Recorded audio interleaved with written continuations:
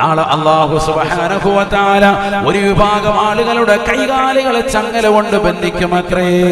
നരകത്തിലേക്ക് അവരെ വലിച്ചെറിയാൻ വേണ്ടി സബാനിയാക്കളാകുന്ന ശിക്ഷയുടെ മലക്കുകൾ അവരുടെ കൈകാലുകളെ ചങ്ങല കൊണ്ട് ബന്ധിക്കുകയാണ്.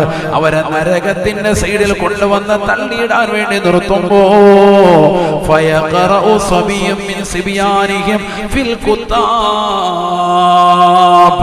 അവരുടെ മക്കൾ, അവരുടെ തലമുറയിൽ പെട്ടതാകുന്ന കുട്ടികൾ, ആണാവട്ടെ പെണ്ണാവട്ടെ, ആ ചെറിയതാകുന്ന മക്കൾ മദ്രസയിൽ ഇരുന്നുകൊണ്ട് പാരായണം ചെയ്യുകയാണ്. അൽഹംദുലില്ലാഹി റബ്ബിൽ ആലമീൻ.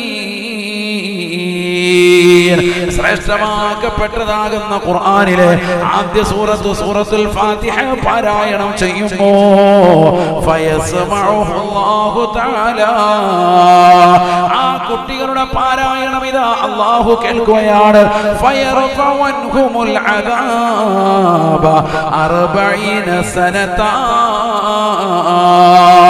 40 വർഷത്തേക്ക് 40 സംവത്സരങ്ങളിലേക്ക് നരകത്തിന് ശിക്ഷയേകപ്പെട്ടതായ ആളുകളുടെ ശിക്ഷയെ അല്ലാഹു മാറ്റിക്കളയുമേ അവരുടെ കുട്ടികളുടെ ഫാത്തിഹ സൂറത്തിന്റെ പാരായണം കൊണ്ടെന്ന് നബിയുനാ റസൂലുള്ളാഹി